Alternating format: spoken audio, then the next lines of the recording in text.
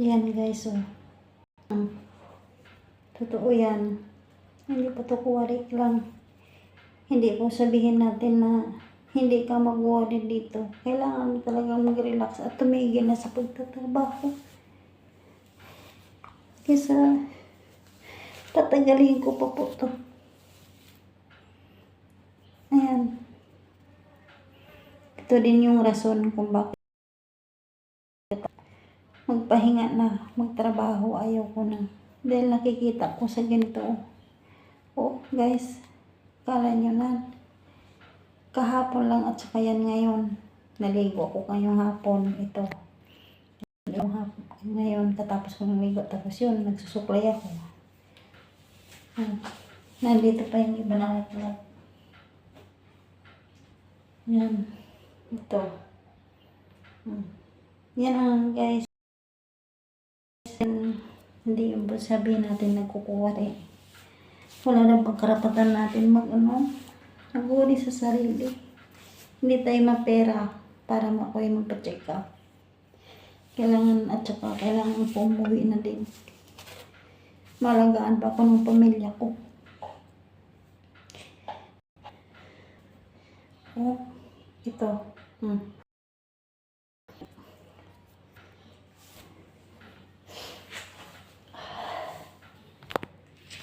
Hindi po ako nagkukuwari. Totoo po ito lahat.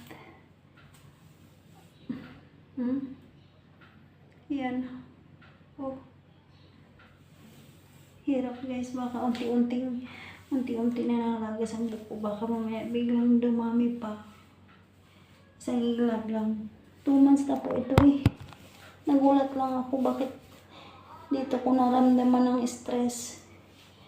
Sa dami kong pinapasukan, hindi naman ako ganito. Ayan. Ayan guys. Oh. Yan. Ito po. Yan. Kala po. Ayan. Hindi po ako nagkukuwari. Totoo. Yan. Ipagsama-sama ko na. Ano yun? Mahirap. Lalo sa tulad ko. Ito ang problema. Hindi lang sa pag-aalaga ng bata. Na may kapansanan. Pati din ako nai-stress din. Hindi ganito rason na alis ako dahil maraking hindi. Kahit gustuhin ko malumipat ng iba pero ang pamilya ko ayaw na nila. Dahil ito nakita nila. Umuwi na ako. Baka ano pang mangyari sa akin dito. Kahit marami akong pamilya dito sa Manila. Mas mainam na sa probinsya ako at makaripag-relax ako.